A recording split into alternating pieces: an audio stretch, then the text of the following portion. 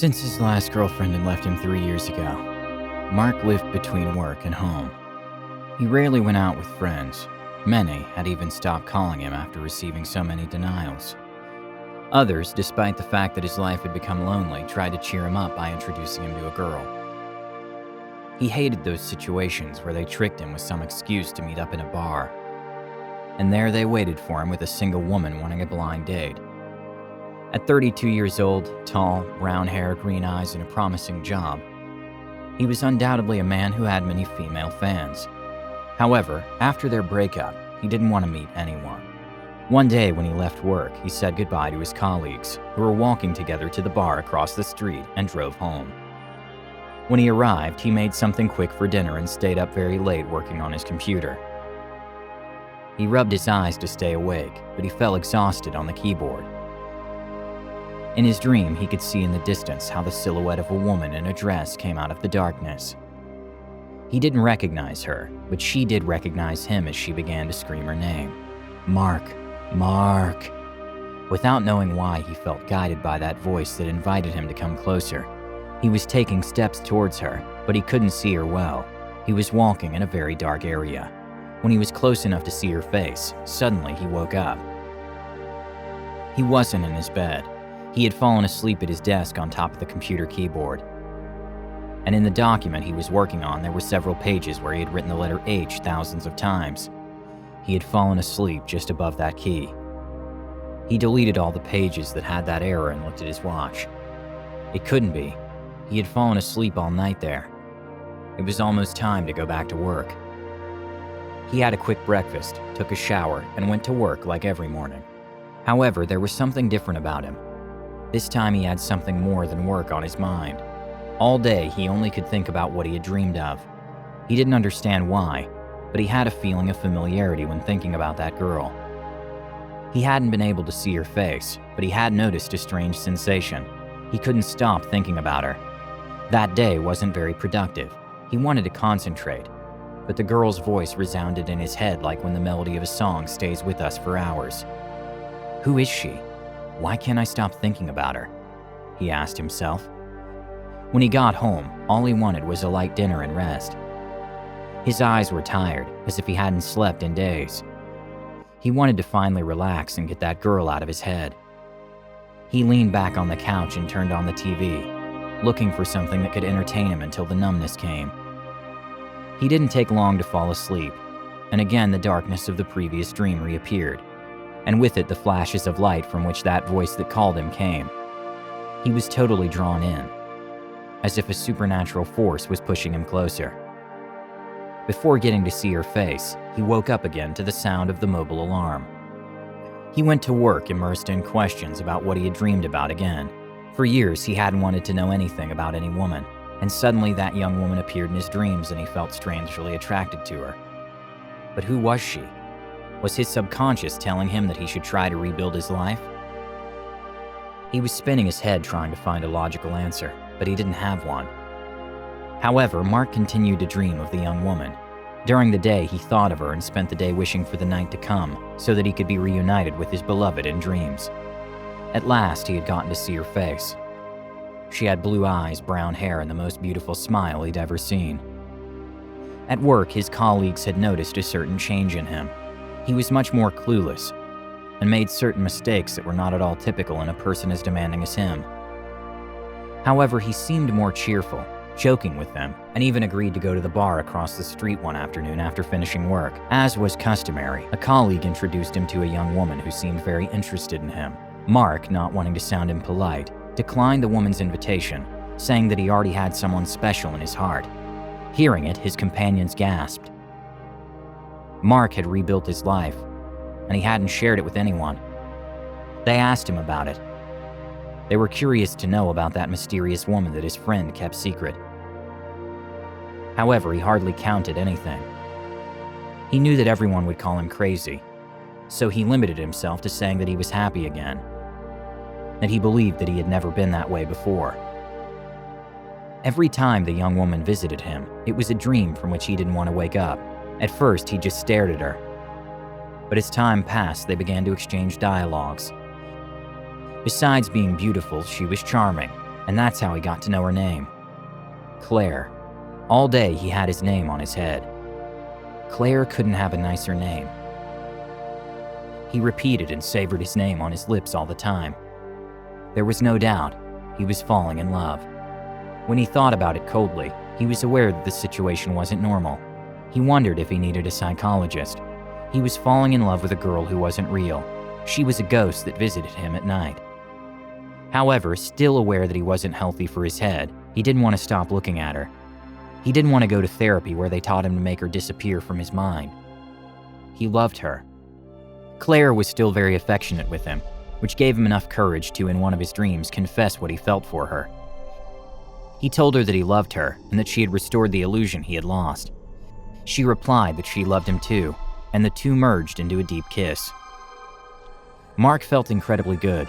His world had just changed, and he could no longer imagine his days without her. He woke up very happy, because the woman he loved had reciprocated.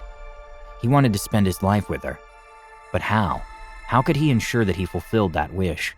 Maybe one day he stopped dreaming about her, and didn't see her again. He felt that his love was real, but life was playing tricks on him. Because he wasn't going to be able to have her by his side when he woke up, nor was he ever going to be able to feel her in the flesh. That tore him apart. It hurt him to want her and need her so badly and not be able to have her. He began searching web pages and books for the meaning of dreams. Why had that woman got into his head, and he always managed to dream about her?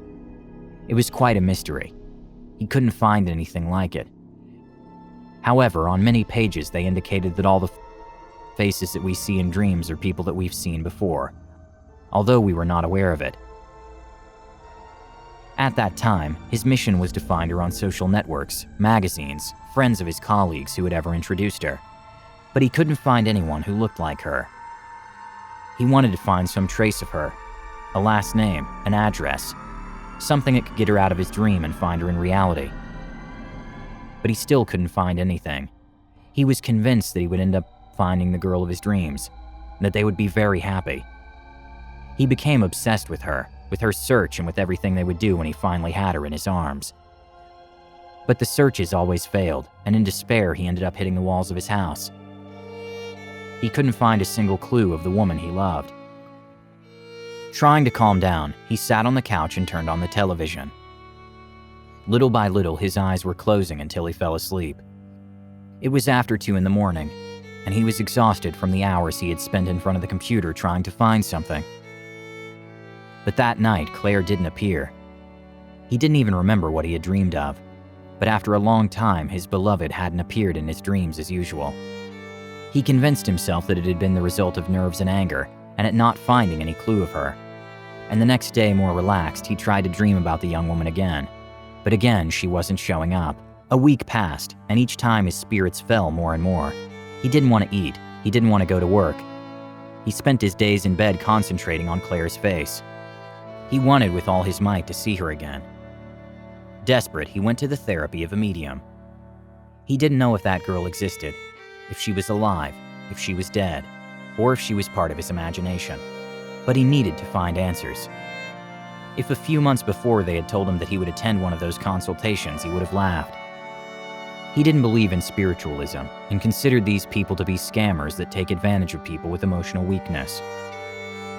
But that's how he felt. Weak, dead alive. He didn't care if they took the money out of him, if he managed to dream about her again. He described his dreams with Claire in great detail to the old woman. They joined hands in the dim light of the candles, and the lady began to shout what seemed like songs to the air. And suddenly she fell silent and rolled her eyes. She told him that she was communicating with Claire. She didn't belong to the world of the living. She was a wandering and bound soul unable to go to the light, a soul connected to his soul for a long time. She was his soulmate. At his destination, it was marked that they should meet. However, an accident changed the facts, and the young woman died a year ago. But the force of love was so powerful that from the hereafter, she had managed to reach him and fulfill the prophecy that destiny should unite. The medium told him that Claire had stopped visiting him, so that Mark could make his life. A living and a dead couldn't be together. So she felt that she should leave him to meet another girl with whom to share life. The young man yelled into the air that she not let him. He wanted to be with her. His life had no meaning if it wasn't with her company. The medium shook her head and closed her eyes. She no longer had her eyes rolled. She told him that the session was over as she was very exhausted. Mark paid the old woman and left. He left that house confused and thoughtful. Was he really in love with the ghost of his soulmate? It actually turned out to be much more than that. It was a future raptured, a wish that would not come true, at least in this life. That night, Claire reappeared. She was sad. Her eyes were full of tears and she said goodbye to him. Mark asked her to stay, but Claire insisted that they couldn't be together. Life separated them. Those words lingered in his head after he woke up. He spent the whole day crying, accepting what he could barely understand, that Claire didn't belong to his world. He loved her and could never touch her, feel her. In all those months that she had visited him in dreams, he had imagined 1,000 times what they would do if one day they met. Go to the movies, go out to dinner, walks under the moonlight, hugging on the beach, kissing her 1,000 times.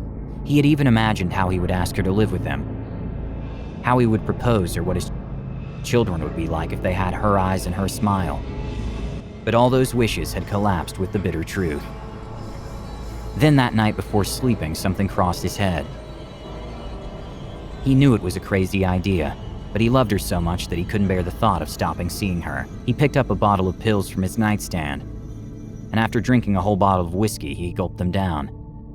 He sat on the sofa, with the only thought in his mind that he was finally going to be in the world of his beloved, and there were fewer and fewer minutes to get together. "I'm coming, Claire, my love," he said with a tear falling down his cheek. He sat waiting for the compound he had created in his stomach to take effect. Little by little, his eyes were closing, and the image of Claire slowly appeared, inviting him to follow her. Her hair moved in waves. Her eyes shone like sparkles. He was leaving with his beloved. They were going to be together forever.